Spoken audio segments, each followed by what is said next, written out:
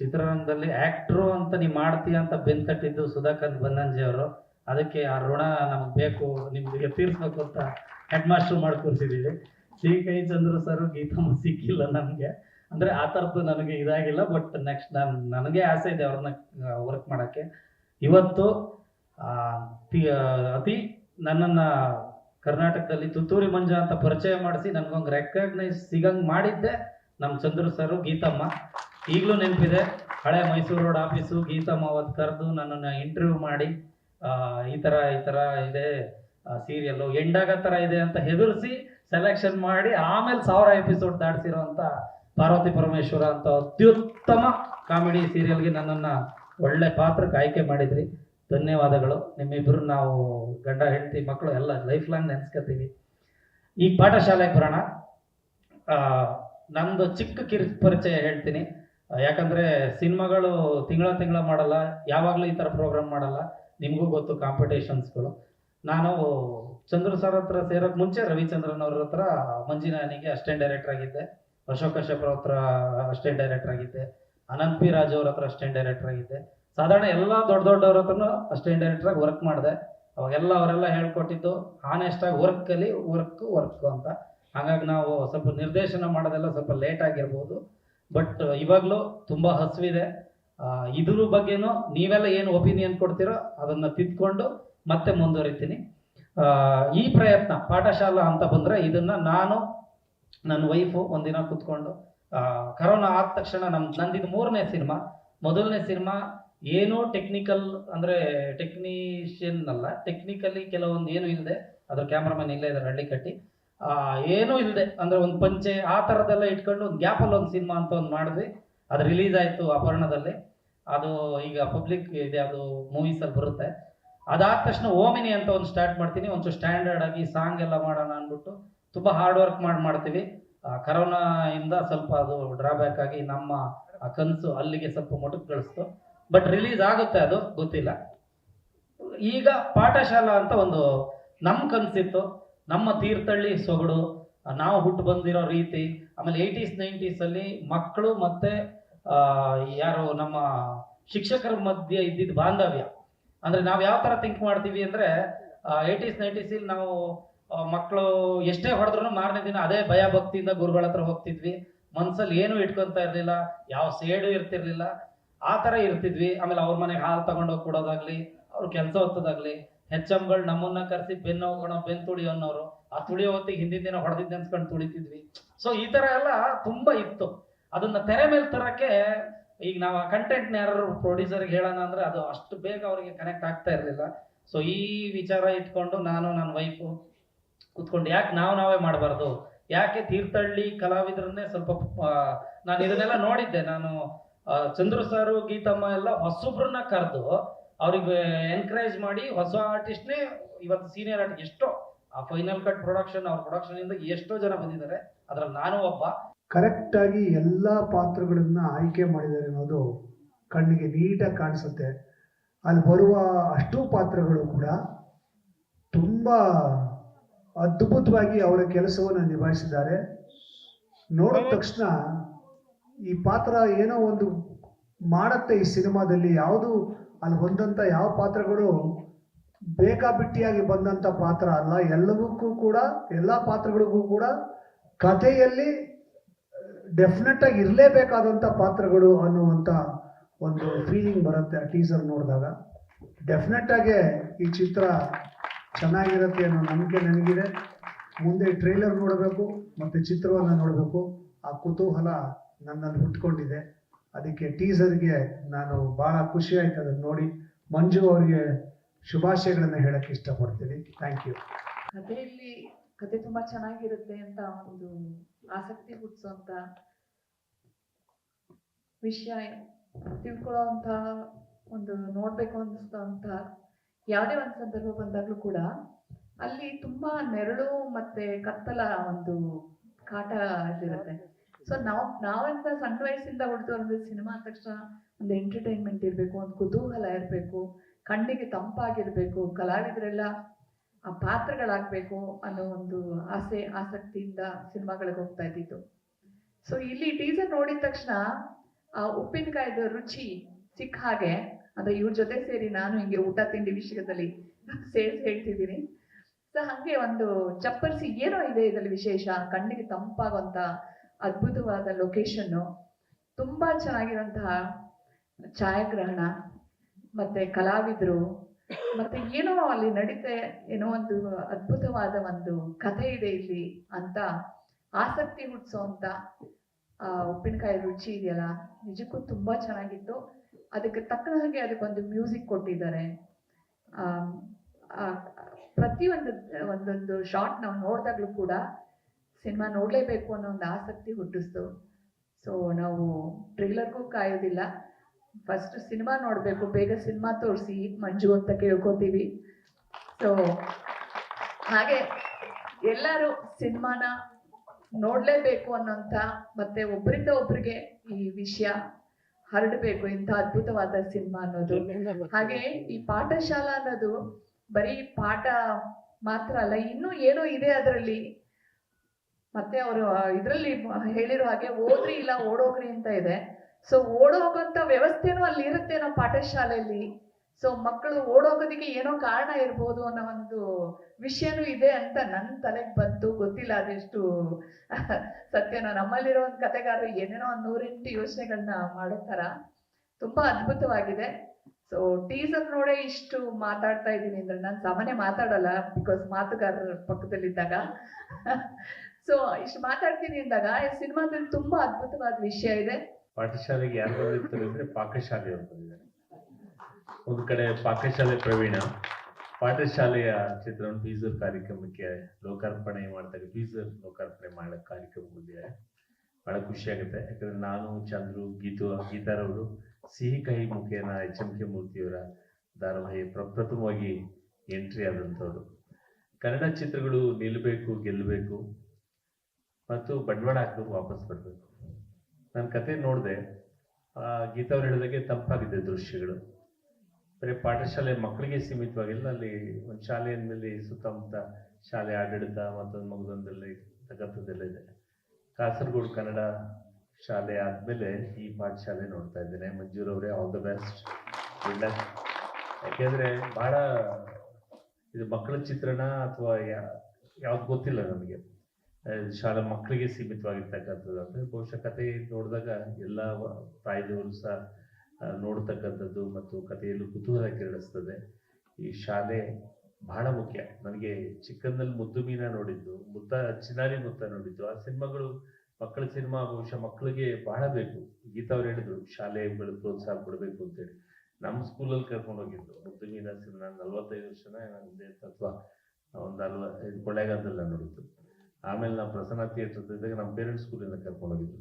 ಈ ಸಿನಿಮಾಗಳು ನಮ್ಮ ಇದೇನಂದ್ರೆ ನಮ್ಮತನ, ನಮ್ಮ ಸಂಸ್ಕೃತಿಯನ್ನು ನೋಡ್ತಾ ಇದೆ. ಪ್ರತಿಯೊಂದು ಸಹ ವಾತಾವರಣ, ನಮ್ಮ ಮಲೆನಾಡಿನ ಸೊಗಡಿದೆ, ಮಲೆನಾಡದ ಅಲ್ಲಿ ಭಾಷೆ ಇದೆ ಮತ್ತು ಒಂಥರ ತುಂಬಾ ನಾವು ಕುತೂಹಲ ಕೇಳಿಸಿದೆ.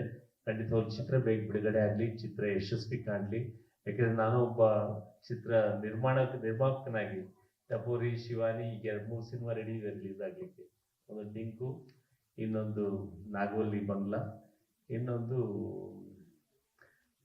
ರಾಮ ಅಂತ ಮಕ್ಕಳ ಸಿನಿಮಾ. ಕನ್ನಡ ಸಿನಿಮಾ ನಿಲ್ಸೋದು ಮಾಧ್ಯಮದವ್ರ ಕೈಲಿದೆ ಅಂತ ನಾನು ಅಂದ್ಕೊಳ್ತೇನೆ. ಯಾಕಂದರೆ OTT ಪ್ಲ್ಯಾಟ್ಫಾರ್ಮ್ ಆಗಲಿ ಮತ್ತೊಂದಾಗಲಿ ಈ ಸಿನಿಮಾ ಥಿಯೇಟರ್ ಅವರು ಆಗ್ತಕ್ಕಂಥ ಏನಿವತ್ತು 600-700 ರೂಪಾಯಿ ಒಂದೊಂದು. ಹಬ್ಬ ಬಂದ್ರೆ ಒಂದು ರೇಟು, ಭಾನುವಾರ ಬಂದ್ರೆ ರೇಟು. ಈ ಚಿತ್ರರಂಗಕ್ಕೆ ಪ್ರೇಕ್ಷಕರು ಹೇಗೆ ಬರ್ತಾರೆ? ಇದ್ರ ಬಗ್ಗೆ ಧ್ವನಿ ಎತ್ತಬೇಕಾದವ್ರು ಎತ್ತುತ್ತಾ ಇಲ್ಲ, ಎತ್ತಬೇಕು ಅಂತ ಹೇಳಿ ಸಂದರ್ಭದಲ್ಲಿ ನಾನು ಹೇಳಿಕ್ಕೆ ಬಯಸ್ತೇನೆ. ಬಹುಶಃ ಅಸೆಂಬ್ಲಿ ನಾನು ಇದೇನು ಬಿಡ್ತಾ ಇರಲಿಲ್ಲ. ಹೆಂಗೆ ತಮಿಳ್ನಾಡಲ್ಲಿ ಇದೆಯೋ, ಕೇರಳಲ್ಲಿ ಇದೆಯೋ, ಅದೇ ರೀತಿ ನಮ್ಮ ಕರ್ನಾಟಕದ ರೇಟ್ ನಿಲ್ಲಿಸ್ಬೇಕು. ಇಲ್ಲ ಸಾಮಾನ್ಯ ಜನ ಒಂದು 5 ಜನ ಹೋಗ್ಬಿಟ್ರೆ ಮುಗೀತು, 3000 ರೂಪಾಯಿ ಪಾಪ್ಕಾರ್ನ್ ತಗೊಂಡ್ರೆ ಮುಗೀತು. ಸೊ ಇವೆಲ್ಲವೂ ಸಹ ಮುಖ್ಯ. ಈ ಪಾಠಶಾಲೆ ನಿಜವಾಗ್ಲೂ ಒಂದು ಒಳ್ಳೆಯ ಚಿತ್ರವಾಗೋದ್ರಲ್ಲಿ ಎಲ್ಲ ಲಕ್ಷಣಗಳು ಇವೆ. ಆಲ್ ದ ಬೆಸ್ಟ್ ಕಲಾವಿದರಿಗೆ, ಮಕ್ಕಳಿಗೆ ಮತ್ತು ಈ ಸುಮಾರು ಜನ ಪ್ರೊಡ್ಯೂಸರ್ಸ್ ನಿಜವಾಗ್ಲೂ ಆ ರೀತಿ ಕೋಆಪರೇಟಿವ್ ಮೂವ್ಮೆಂಟ್ ಅಲ್ಲಿ ಇವತ್ತು ಮಾಡಬೇಕು. ಯಾಕಂದ್ರೆ ನನ್ನ ಅಣ್ಣ ಇವತ್ತಿಲ್ಲ, ಒಂದು ಜಮೀನ್ ತೋಟ ಮಾರ್ಬಿಟ್ಟು ಶಿವಾನಿ ಸಿನಿಮಾ ತೆಗೆದು. ಟಪೋರಿ ಸಿನಿಮಾ ನನ್ನ ತಮ್ಮ ಇನ್ನೊಬ್ಬ ಇಲ್ಲ, ರವಿ ಇಲ್ಲ, ಅದೆಷ್ಟು ಖರ್ಚು ಮಾಡೋದು ಅಂತ ಗೊತ್ತು. 20% ರಿಲೀಸ್ ತಗೊಳಕ್ಕಾಗಲಿಲ್ಲ. ಅಂಥದ್ರಲ್ಲಿ ಕೋಆಪರೇಟಿವ್ ಮೂವ್ಮೆಂಟ್ ಅಲ್ಲಿ ಮಾಡಿದಾಗ ಭಾರ ಕಡಿಮೆ ಆಗುತ್ತೆ. 40 ಜನ ಪ್ರೊಡ್ಯೂಸರ್ ಅಂತ ಹೇಳ್ತಾ ಇದ್ರು. Nothing wrong. ಕೋಆಪರೇಟಿವ್ ಮೂವ್ಮೆಂಟ್ ಅಲ್ಲಿ ಮಾಡಿ ಸಿನಿಮಾನ ಯಶಸ್ಸು ಮಾಡಲಿ. ಎಲ್ಲ ನಿರ್ದೇಶಕರ ಕೈಲಿದೆ ಕಥಾವಸ್ತು ಮತ್ತು ಎಲ್ಲದನ್ನ ಅದನ್ನ ಹೆಕ್ಕಿ ಅದನ್ನ ಚೆನ್ನಾಗಿ ಲೋಕಾರ್ಪಣೆ ಮತ್ತು ಛಾಯಾಗ್ರಾಹಕರು ಈ ಚಿತ್ರವನ್ನು ಟೀಸರ್ ನೋಡಿದಾಗ ಎಲ್ಲೋ ಒಂದು ಕಡೆ ಕುತೂಹಲ ಕೇಳುತ್ತೆ. ಮತ್ತೊಮ್ಮೆ ನಿಮ್ಮೆಲ್ಲರಿಗೂ ಆಲ್ ದ ಬೆಸ್ಟ್. ನಮ್ಮ ಮಂಜುನಾಥ್ ಶೆಟ್ರು ಒಬ್ಬರು ಕನಸುಗಾರ ಅಂತ ಹೇಳ್ಲಿಕ್ಕೆ ಇಷ್ಟಪಡ್ತೇನೆ. ಯಾಕಂದ್ರೆ ಅವರು ನಮ್ಮ ಕೈ ಸ್ಟಾರ್ ರವಿಚಂದ್ರನ್ ಅವ್ರ ಜೊತೆಲಿ ಆ ಗರಡಿಲಿ ಬೆಳೆದಿದ್ದಾರೆ ಅಂತ ಮೊನ್ನೆ ನನ್ನ ಆಫೀಸಿಗೆ ಬಂದವ್ರು ಹೇಳ್ತಾ ಇದ್ರು. ಹಾಗೆ ನಮ್ಮ ಸಿ.ಕೈ ಚಂದ್ರ ಸರ್ ಅವ್ರ ಜೊತೆಲೂ ನಾನು ಬೆಳೆದಂಥ ಹುಡುಗ ಅಂತ ಹೇಳ್ತಾ ಇದ್ರು. ಆದರೆ ಅವ್ರು ಇವತ್ತು ಹೊಸ ಪ್ರಯತ್ನ, ನಾನೇನು ಟೀಸರ್ ನೋಡಿದೆ ನನಗನ್ನಿಸ್ತು ನಮಗೂ ನಿಮಗೂ ಒಂದಿಷ್ಟು ಜವಾಬ್ದಾರಿ ಇದೆ ಅಂತ. ಒಂದು, ನಾವು 35-40 ವರ್ಷ ಹಿಂದಕ್ಕೆ ಹೋಗ್ತೀವಿ. ಈಗ ನಾವು ಓದುವಾಗಿದ್ದ ಪರಿಸ್ಥಿತಿ ಮತ್ತು ಪರಿಸರನ ಅವ್ರು ತೋರಿಸಿದ್ದಾರೆ. ನಾವೆಲ್ಲ ಕೂತ್ಕೊಂಡು ನಾವು ಹೋಗಿ ಈ ಸಿನಿಮಾನ ನೋಡಬೇಕು. ಇನ್ನೊಂದು, ಈಗ ನಮ್ಮ ಮಕ್ಕಳನ್ನ ನಾವು ನಗರ ಪ್ರದೇಶದಲ್ಲಿ ಯಾವ ರೀತಿ ಓದಿಸ್ತಾ ಇದ್ದೀವಿ ಅವರಿಗೂ ತೋರಿಸ್ಬೇಕು. ನೋಡ್ರಪ್ಪ, ನಿಮ್ಮ ಅಪ್ಪ ಅಮ್ಮ ಓದ್ತಿದ್ದ ಪರಿಸ್ಥಿತಿ ಸ್ಥಿತಿಗತಿಗಳು ಈ ಸಿನಿಮಾದಲ್ಲಿ ನೋಡ್ಬೋದಂತ. ಈ 2 ವಿಷಯನ ನಾವು ಮಾಡಬೇಕಾಗ್ತದೆ. ಇದು ನಮಗೆ ಅರ್ಥ ಆಗುವಂಥ ಸಂಗತಿ. ಯಾಕಂದರೆ ಇವತ್ತಿನ ದಿನ ಕನ್ನಡ ಸಿನಿಮಾ ಅನ್ನೋದು ಎಲ್ಲ ಶೂಟಿಂಗ್ ಆಗ್ತವೆ, ಎಲ್ಲ ಮಾಡ್ತಾರೆ, ಆದರೆ ರಿಲೀಸ್ ಆಗೋದೇ ಕಾಣ್ತಾ ಇಲ್ಲ. ಕೆಲವೊಂದು ಭಾಳಷ್ಟು ಸಿನಿಮಾಗಳು, ಯಾವುದೋ ಒಂದು 100 ಸಿನಿಮಾದಲ್ಲಿ 1 ಸಿನಿಮಾ ಸಕ್ಸಸ್ಫುಲ್ ಆಗ್ತಾ ಇದೆ. ಇದಕ್ಕೆ ಕಾರಣ ನಾವು ಕನ್ನಡಿಗರೇ. ಇದು ನಮ್ಮ ಗಮನದಲ್ಲಿರಬೇಕು. ಪಕ್ಕದ ರಾಜ್ಯನ ನಾನು ತುಂಬ ಶಬಾಷ್ಗಿರಿ ಕೊಡ್ತೀನಿ, ತಮಿಳ್ನಾಡನ್ನ ಶಬಾಷ್ಗಿರಿ ಕೊಡ್ತೀನಿ, ಕೇರಳನ ಶಬಾಷ್ಗಿರಿ ಕೊಡ್ತೀನಿ. ಯಾಕಂದರೆ ನಾನು ಕೂಡ 10 ವರ್ಷ ಕನ್ನಡ ಸಾಹಿತ್ಯ ಪರಿಷತ್ತಲ್ಲಿ ನಿರಂತರವಾಗಿ 2 ವಿಧಾನಸಭಾ ಕ್ಷೇತ್ರದಲ್ಲಿ ಕೆಲಸ ಮಾಡಿದನು. ನಮ್ಮಲ್ಲಿ ಏನು ತಪ್ಪಾಗ್ತಾ ಇದೆ ಅಂದರೆ, ನಮ್ಮ ಭಾಷೆಗೆ ಯಾರಿಗೆ ಬರಲ್ಲ ಅವ್ರಿಗೆ ಹಿಂದಿ ಬಂದರೆ ನಾವು ಹಿಂದಿ ಮಾತಾಡ್ತೀವಿ, ಅವ್ರಿಗೆ ಇಂಗ್ಲೀಷ್ ಬಂದರೆ ಇಂಗ್ಲೀಷ್ ಮಾತಾಡ್ತೀವಿ. ಈ ಸಂದರ್ಭದಲ್ಲಿ ಹೇಳಬೇಕು ಬಿಡ್ಬೇಕು ನನಗೆ ಗೊತ್ತಿಲ್ಲ. ಆದರೆ ನಮಗೆ ಭಾಷಾ ವ್ಯಾಮೋಹ, ಬೇರೆ ಅಲ್ಲಿ ಹೋಗಿ ಮಲಯಾಳಿ ಬಿಟ್ಟರೆ ಬೇರೆ ಒಂದು ವರ್ಡ್ ಮಾತಾಡಿದ್ರು ಅಲ್ಲಿ ನಮ್ಗೆ ಬೆಲೆ ಸಿಗಲ್ಲ. ತಮಿಳ್ನಾಡಿಗೆ ಹೋಗ್ಬಿಟ್ಟು ನಾವು ಕನ್ನಡ ಮಾತಾಡಿದ್ರು ಬೆಲೆ ಸಿಗಲ್ಲ. ಆ ರೀತಿಯ ಪರಿಸ್ಥಿತಿ ನಮ್ಮ ಕನ್ನಡದಲ್ಲಿ ನಿರ್ಮಾಣ ಆಗಬೇಕು. ಇಂಥ ಸಿನಿಮಾಗಳನ್ನ ನಾವು ಜವಾಬ್ದಾರಿಯಿಂದ ಒಂದು ಉತ್ತಮ ಸ್ಥಾನಕ್ಕೆ, ಉತ್ತಮ ಮಟ್ಟಕ್ಕೆ ತೊಗೊಂಡು ಹೋದರೆ ಇನ್ನು ಬೇರೆ ಬೇರೆ ಸಿನಿಮಾಗಳು ತೆಗಿಲಿಕ್ಕೂ ನಮ್ಮ ಪ್ರೊಡ್ಯೂಸರ್ ನಿರ್ಮಾಪಕರು ಬರ್ತಾರೆ, ನಟನೆಯವರಿಗೂ ತುಂಬ ಒಂದು ಜೀವನ ಸಿಕ್ಕದಂಗೆ ಆಗ್ತದೆ ಅಂತ ಹೇಳ್ತಾ, ಇದು ನಾವೆಲ್ಲ ಜವಾಬ್ದಾರಿಯಿಂದ ನಮ್ಮ ಏನು ಪ್ರೀತಿ ಮಂಜುನಾಥ್ ಶೆಟ್ರು ಹಾಗೂ ಹೆದ್ದೂರು ಮಂಜುನಾಥ್ ಶೆಟ್ರ ಈ ಕನಸಿನ ಚಿತ್ರವನ್ನು ನನಸು ಮಾಡೋಣ ನಾವು. ಇದು ಒಂದು ವರ್ಷ ಓಡಲಿ, ವಿಶೇಷವಾಗಿ ಎಲ್ಲ ಮಕ್ಕಳು ನೋಡುವಂಥದ್ದು ಆಗಲಿ ಅಂತ ನಾನು ಹೇಳ್ತಾ ನನ್ನ ಮಾತು ಮುಗಿಸ್ತೀನಿ. ಇಲ್ಲಿ ಆ ತಂಡದ ಒಂದು ಆತ್ಮೀಯತೆ, ಪ್ರತಿಯೊಬ್ಬರನ್ನು ಬರಮಾಡ್ಕೊಳೋದು, ಆತ್ಮೀಯವಾಗಿ ಮಾತಾಡೋದು, ಅವರನ್ನ ನಡೆಸ್ಕೊಳ್ತಕ್ಕಂಥ ರೀತಿ ಒಂದು ಕುಟುಂಬದ ಕಾರ್ಯಕ್ರಮಕ್ಕೆ ಅತಿಥಿಗಳಾಗಿ ಬಂದಿದ್ದೀವೇನೋ ಅನ್ನೋ ರೀತಿ ನಡೆಸ್ಕೊಳ್ತಾ ಇದ್ದಾರೆ. ಹೀಗೆ ಇಷ್ಟೊಂದು ಆತ್ಮೀಯತೆಯನ್ನು ಅವರು ತೋರಿಸ್ತಾ ಇರೋದು ನೋಡಿದ್ರೆ ಚಿತ್ರವನ್ನ ಎಷ್ಟು ಶ್ರದ್ಧೆಯಿಂದ ಶ್ರಮದಿಂದ ಮಾಡಿರಬಹುದು ಅನ್ನೋ ಊಹೆ ಟೀಸರ್ ಇಂದ ಗೊತ್ತಾಗುತ್ತೆ.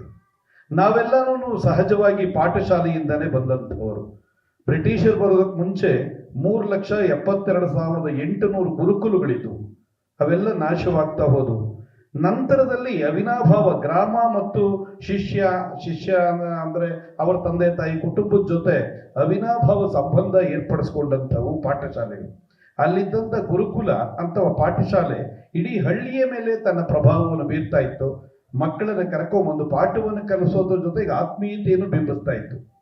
ಚಿತ್ರಬ್ರಹ್ಮ ಪುಟ್ಟಣ್ಣ ಕಣಗಾಲ್ರವರು ಲೊಕೇಶನ್ನು, ಹಾಡುಗಳು ಮತ್ತೆ ಕಂಟೆಂಟ್ ಆದ್ಮೇಲೆ ಕಲಾವಿದರನ್ನ ಯಾರು ಸೂಕ್ತ ಅಂತ ಆರಿಸ್ಕೊಂತ ಇದ್ರು ಅಂತ ಕೇಳಲ್ಪಟ್ಟಿದ್ದೀನಿ. ಅಂತಹ ಆ ಒಂದು ಲೊಕೇಶನ್ಸ್ ಬಹಳ ಆಪ್ತವಾಗುತ್ತೆ. ಲೊಕೇಶನ್ಸ್ ನೋಡಿಸಿದ್ರೆ ನದಿ ದಾಟ್ತಕ್ಕಂಥ ಸೇತುವೆ, ಮಲೆನಾಡಿನಲ್ಲಿ ಎಷ್ಟು ಕಷ್ಟ ಇದೆ ಮಕ್ಕಳು ಶಾಲೆಗೆ ಬರ್ತಕ್ಕಂಥದ್ದು, ಆಮೇಲೆ ಆ ಮಳೆ, ಅದ್ರ ಜೊತೆಗೆ ಆ ಶಾಲೆಯ ಪರಿಸರ, ಆ ಮಕ್ಕಳು, ಅವರ ಬಟ್ಟೆ, ಆಮೇಲೆ ಗುರುಗಳಿರ್ತಕ್ಕಂಥ ರೀತಿ, ಇವುಗಳನ್ನೆಲ್ಲ ನೋಡಿದ್ರೆ ಮಲೆನಾಡಿನ ಮಳೆಹಾಡಿನಲ್ಲಿರ್ತಕ್ಕಂಥ ಕಷ್ಟಗಳ ಮಧ್ಯದಲ್ಲಿ ವಿದ್ಯೆ ಕಲಿತಕ್ಕಂಥ ಮಕ್ಕಳಲ್ಲಿ ಏನು ವಿಶೇಷಗಳಿದೆ ಅನ್ನೋದನ್ನ ಹೇಳಲಿಕ್ಕೆ ಹೊರಟಂಗಿದೆ. ಇದರಲ್ಲಿ ಕೆಟ್ಟದ್ದನ್ನು ತೋರಿಸಿದ್ದಾರೆ. ಅಂದ್ರೆ ಆ ಶಾಲೆಯನ್ನ ಅಥವಾ ಪಾಠ ಹೇಳ್ಕೊಡೋದನ್ನ ಹಾಳು ಮಾಡಕ್ಕೆ ಯಾವುದೋ ಷಡ್ಯಂತ್ರ ನಡೀತಾ ಇರ್ತಕ್ಕಂಥದ್ದು ಮೇಲ್ನೋಟ ಕಂಡು ಬರುತ್ತೆ. ಅದ್ರ ಜೊತೆಗೆ ಅದನ್ನ ಒಳ್ಳೆಯ ನಿಟ್ಟಿನಲ್ಲಿ ತಗೊಂಡು ಹೋಗ್ತಕ್ಕಂಥದ್ದು, ಪರಿಸರ, ಲೊಕೇಶನ್ನು, ಕಂಟೆಂಟು, ಕತೆ, ಸೂಕ್ತವಾದ ಕಲಾವಿದರು, ಇದನ್ನೆಲ್ಲ ಆರಿಸ್ಕೊಂಡು ನಮ್ಮ ಮಂಜುನಾಥ್ ಶೆಟ್ರು ಮೊದಲನೇ ಪ್ರಯತ್ನದಲ್ಲೇ ಗೆದ್ದು ಬಿಟ್ಟಿದ್ದಾರೆ ಅಂತ ನನಗನ್ನಿಸ್ತು. ಹೆದ್ದೂರವ್ರು ಕರೆದಾಗ ತುಂಬಾ ಖುಷಿ ಆಯ್ತು. ಅಂದ್ರೆ ಅವರು ಸಂಪೂರ್ಣ ಸಿನಿಮಾ ಶೂಟಿಂಗ್ನ ತೀರ್ಥಹಳ್ಳಿ ಭಾಗದಲ್ಲಿ ಮಾಡಿದ್ದಾರೆ. ಜೊತೆಗೆ ಆ ಒಂದು ಸೊಗಡನ್ನ ಆದಷ್ಟು ಸಿನಿಮಾದಲ್ಲಿ ಅಳವಡಿಸುವಂತ ಒಂದು ಪ್ರಯತ್ನ ಮಾಡಿದ್ದಾರೆ. ಒಂದು ಸಿನಿಮಾ ಆಕ್ಚುಲಿ ಏನು ಕ್ರೌಡ್ ಫಂಡ್ ಅಲ್ಲಿ ಸಿನಿಮಾ ಮಾಡೋದಿದೆಯಲ್ಲ, ಆ ಒಂದು ನೋವು ಅವರೆಲ್ಲರನ್ನು ಒಟ್ಟುಗೂಡಿಸುವಂಥದ್ದು ಏನು ಅನ್ನೋದು ನನಗೆ ಗೊತ್ತಿದೆ. ಯಾಕೆಂದ್ರೆ ಇದಕ್ಕಿಂತ ಮುಂಚೆ ರಾಜಹಂಸ ಅಂತ ಸಿನಿಮಾ ಮಾಡಿದಾಗ ಸುಮಾರಷ್ಟು ನಿಮಗೂ ಗೊತ್ತಿರೋದು 3 ಕೋಟಿ ಬಜೆಟ್ ಅಲ್ಲಿ ಮಾಡಿದ್ದೆ. ಆವಾಗ ಒಂದು 10 ಜನ ಸ್ನೇಹಿತರು ಸೇರಿಸ್ಕೊಂಡು ಮಾಡಿದ್ದೆ. ಹಾಗಾಗಿ ಆ ನೋವೇನು ಅನ್ನೋದು ಅದು ಎಲ್ಲರನ್ನು ಸೇರಿಸುವಂತ ಒಂದು ಶ್ರಮ ಇದೆಯಲ್ಲ, ಅದನ್ನ ಬರೀ ಬಾಯಿ ಮಾತಲ್ಲಿ ಹೇಳಕ್ಕಾಗಲ್ಲ, ಅದು ಡೈರೆಕ್ಟರ್ಗೆ ಗೊತ್ತಿರುತ್ತೆ ಆ ಒಂದು ಶ್ರಮ. ಜೊತೆಗೆ ಟೀಸರ್ ಬಗ್ಗೆ ಹೇಳ್ಬೇಕು ಅಂತಂದ್ರೆ ತುಂಬಾ ಒಂದು ಕ್ವಾಲಿಟಿ ಟೀಸರು. ಅವ್ರು ಹೇಳಿದ್ರು ರೈನ್ ಎಫೆಕ್ಟ್ ಮಾಡೋದಕ್ಕೆ ನಾವು ರೈನ್ ಎಫೆಕ್ಟ್ ಅನ್ನು ಯೂಸ್ ಮಾಡಿಲ್ಲ, ನ್ಯಾಚುರಲ್ ಮಳೆಗೆ ನಾನು ಕಾದು ಮಾಡಿದೆ ಅಂತ.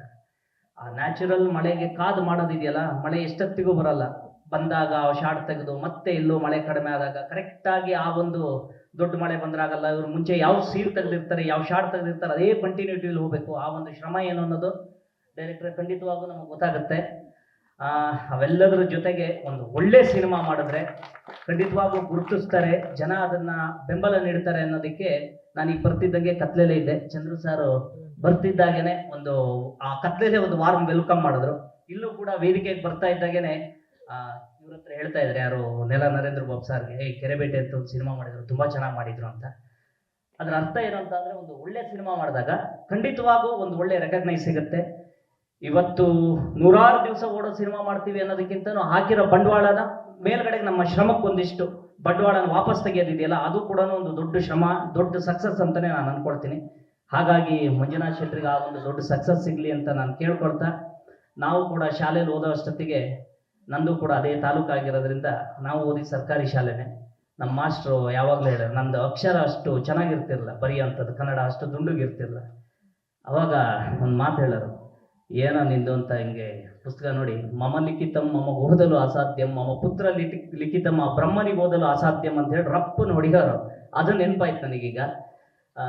ಹಾಗಾಗಿ ಎಲ್ಲ ನಮ್ಮ ಹಳೆಯ ಶಾಲೆ ದಿನಗಳನ್ನು ನೆನಪು ಮಾಡಿದಂತಹ ಮಂಜುನಾಥ್ ಶೆಟ್ಟರು ಮತ್ತು ಆ ತಂಡಕ್ಕೆ, ಅದಕ್ಕೆ ಇನ್ವೆಸ್ಟ್ ಮಾಡಿದಂತಹ ಎಲ್ಲ ಇನ್ವೆಸ್ಟ್ರಿಗೆ, ಟೆಕ್ನಿಷಿಯನ್ಸ್ಗೆ ಮತ್ತೊಮ್ಮೆ ನಮಸ್ತೆ ಹೇಳ್ತಾ, ನೀವು ಅವಕಾಶ ಮಾಡಿಕೊಟ್ಟಿದ್ದಕ್ಕೆ ಥ್ಯಾಂಕ್ ಯು ಸೋ ಮಚ್. ನಿಮ್ಮೆಲ್ಲರ ಬೆಂಬಲ ಈ ತಂಡದ ಮೇಲೆ ಇರಲಿ ಅಂತ ಕೇಳ್ಬೋದು.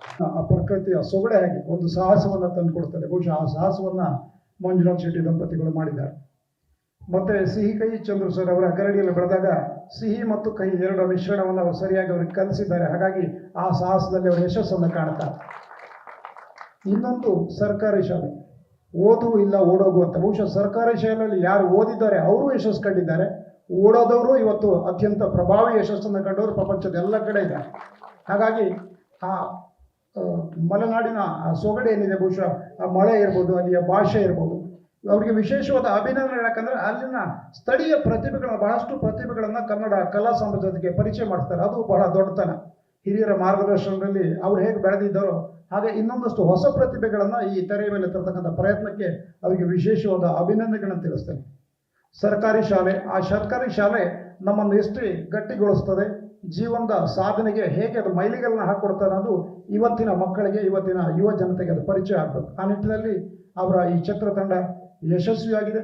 ಇದು ಶತದಿನಗಳನ್ನು ಕಾಣಲಿ. ಇತ್ತೀಚಿನ ದಿನಗಳಲ್ಲಿ ಕನ್ನಡದ ಎಲ್ಲ ಸಾಧನೆ ಮಾಡದಂಥ ಪುರಸ್ಕಾರ ಬಂದ ಚಿತ್ರಕಥೆಗಳು ಕೂಡ ಅಲ್ಲಿಯ ಸ್ಥಳೀಯ ವಿಷಯಗಳನ್ನು, ಸ್ಥಳೀಯ ಸಮಸ್ಯೆಗಳನ್ನು, ಸ್ಥಳೀಯ ಕಲೆಗಳನ್ನು, ಆಚರಣೆಗಳನ್ನು, ವಿಚಾರಗಳನ್ನು ಎತ್ತುಕೊಂಡೇ ರಾಷ್ಟ್ರ ಮಟ್ಟದಲ್ಲಿ ಮನ್ನಣೆ ಪಡೆದ ಚಲನಚಿತ್ರಗಳಿಂದ ಆ ಸಾಲಿಗೆ ಪಾಠಶಾಲೆ ಕೂಡ ಸೇರ್ಪಡೆಗೊಳ್ಳಲಿ.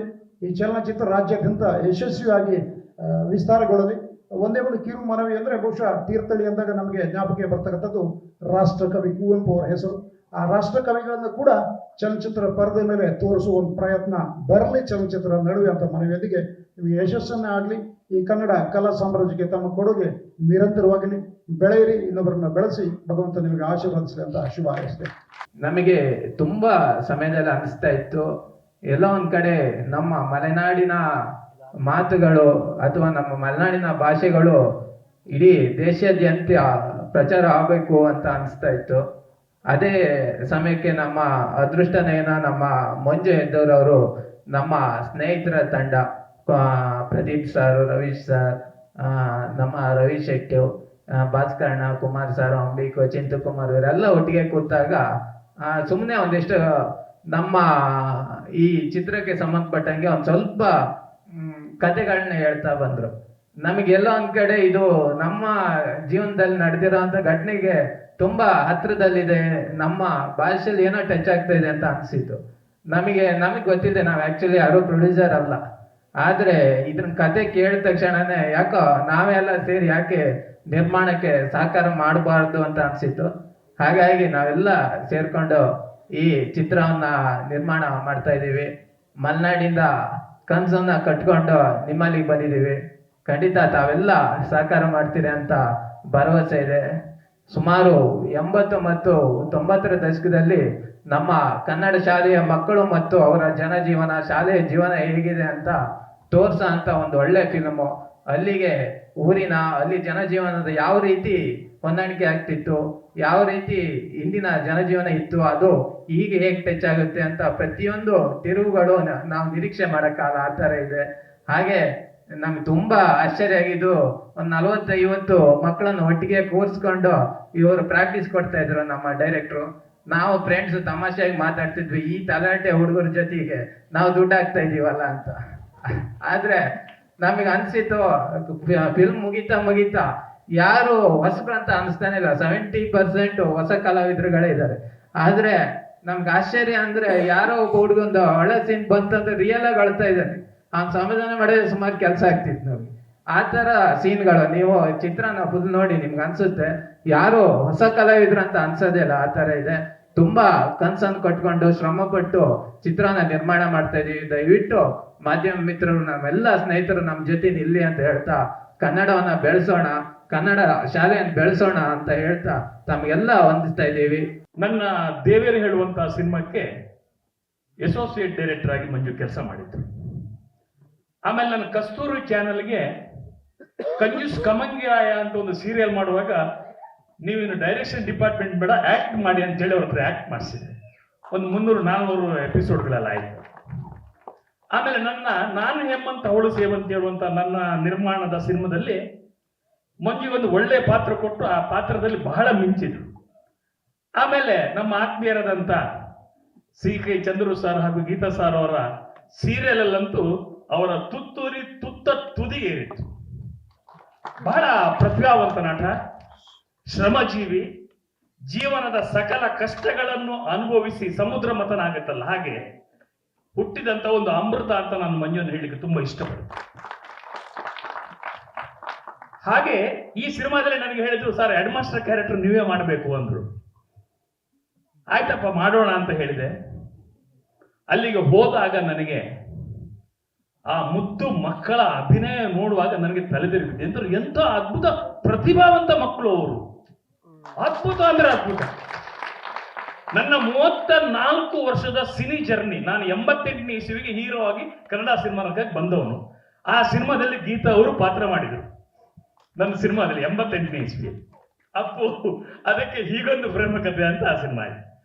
ಯಾಕೆ ನನಗೆ ಖುಷಿ ಆಯ್ತು ಅಂದ್ರೆ, ಮಂಜು ಇಷ್ಟು ಒಂದು 40-50 ಮಕ್ಕಳಿಗೆ ಟ್ರೈನಿಂಗ್ ಕೊಟ್ಟು ಆ ಮಕ್ಕಳನ್ನು ಅಷ್ಟು ಅದ್ಭುತವಾಗಿ ಅಭಿನಯ ತೆಗಿತಾನಂದ್ರೆ, ಒಂದು ಮಂಜುವಿನ ನಿರ್ದೇಶನದ ಸಾಮರ್ಥ್ಯ, ಎರಡನೆಯದು ಆ ಮಕ್ಕಳಲ್ಲಿ ಸುಪ್ತವಾಗಿರುವಂತಹ ಪ್ರತಿಭೆಯ ಅನಾವರಣ. ಇದು ನನಗೆ ತುಂಬಾ ಇಷ್ಟ ಆಯ್ತು. ನಾನು ಕೆಲವಾರು ದಿನಗಳು ಇವ್ರ ಜೊತೆ ಇದ್ದೆ. ಪಾಪ ತುಂಬಾ ಕಷ್ಟಪಟ್ಟಿದ್ದಾರೆ. ಆಗಲೇ ಹೇಳಿದ್ರು ಮಳೆ ಮಳೆ ಅಂತ. ನನಗೆ ಮಳೆ ಅಂದ ತಕ್ಷಣ ಒಂದು ನೆನಪು. ನಾವು ಸ್ಕೂಲಲ್ಲಿ ಒಂದು ಗಿಡ ನೆಡುವಂತ ಒಂದು ಕಾರ್ಯಕ್ರಮದ ಶಾರ್ಟ್ 4 ಗಂಟೆಗೆ ಅಂತ ಇತ್ತು. ಪಾಪ ಪ್ರೀತಿ ಹೇಳ್ತಾ ಇದ್ಲು, ಅಯ್ಯೋ 4 ಗಂಟೆಗೆ ಮಳೆ ಬಂದ್ರೆ ತುಂಬಾ ಚೆನ್ನಾಗಿರುತ್ತೆ ಅಂತ. ಏನಂತ ನನಗೆ ಅರ್ಥ ಆಗಿಲ್ಲ. ನಾವೆಲ್ಲ ಸೀನ್ ಮುಗಿಸಿ, ಇಲ್ಲ ಸುಧಾಕರಣಿ ಇವರೆಲ್ಲ ಇದ್ರು ಅಲ್ಲ, 4 ಗಂಟೆ ಆಗುವಾಗ ಗಿಡ ನೆಡುವ ಕಾರ್ಯಕ್ರಮಕ್ಕೆ ಫುಲ್ ಮಳೆ. ನಾವಂತೂ ಮಳೆಯಲ್ಲಿ ಫುಲ್ ಒದ್ದೆ. ಅದನ್ನೇ ಪೋಸ್ಟ್ ಮಾಡಿ ಅಲ್ಲಿ ಹಾಕಿದ್ದಾರೆ. ಯಾಕೆ ನನಗೆ ಮಾತು ಹೇಳ್ತಾ ಇದೆ ಅಂದ್ರೆ, ಪ್ರಾಮಾಣಿಕ ಸೇವೆಗೆ ಪ್ರಕೃತಿಯೂ ಕೈ ಜೋಡಿಸಿದೆ. ಇದು ಮಂಜು ಹೆದ್ದೂರ ಅದೃಷ್ಟ, ಪ್ರೀತಿಯ ಅದೃಷ್ಟ. ಮತ್ತು ಈ 7-8 ಜನ ಸಹ ನಿರ್ಮಾಪಕರನ್ನು ಹಾಕೊಂಡು ಸಿನಿಮಾ ಮಾಡುವ ಅನುಭವ ನನಗೆ ತುಂಬಾ ಚೆನ್ನಾಗಿದೆ. ನಾನೊಂದು 5-6 ಸಿನಿಮಾ ನನ್ನ ನಿರ್ಮಾಣ ಮಾಡಿದ್ದು ಇದೇ ತರದಲ್ಲಿ ಮಾಡಿದ್ದೇನೆ. ಬಟ್ ತಕ್ಕಡಿ ಬಹಳ ಗಟ್ಟಿಯಾಗಿ ಇಟ್ಕೋಬೇಕಾಗತ್ತೆ, ಯಾವ ಕಡೆ ವಾಲುತ್ತೆ ಅಂತ ಹೇಳಕ್ಕಾಗಲ್ಲ. ಹೌದು. ಹಾಗೆ ಮತ್ತು ಈ ಸಿನಿಮಾದಲ್ಲಿ ಒಳ್ಳೊಳ್ಳೆ ಕಲಾವಿದರು ಅಭಿನಯಿಸಿದ್ದಾರೆ, ಒಳ್ಳೊಳ್ಳೆ ಮಕ್ಕಳು ತುಂಬಾ ಚೆನ್ನಾಗಿ ಆಕ್ಟ್ ಮಾಡಿದ್ದಾರೆ. ಆಮೇಲೆ ಈ ಪಾಠಶಾಲೆ ಅಂತ ಹೆಸರಿಟ್ಟಿದ್ದಾರೆ. ಇದು ಬರೀ ಶೈಕ್ಷಣಿಕದ ಪಾಠಶಾಲೆ ಅಲ್ಲ, ಜೀವನದ ಪಾಠಶಾಲೆ ಈ ಸಿನಿಮಾ. ಗ್ಯಾರಂಟಿ ನ್ಯೂಸ್, ಸುದ್ದಿ ಖಚಿತ, ನ್ಯಾಯ ನಿಶ್ಚಿತ.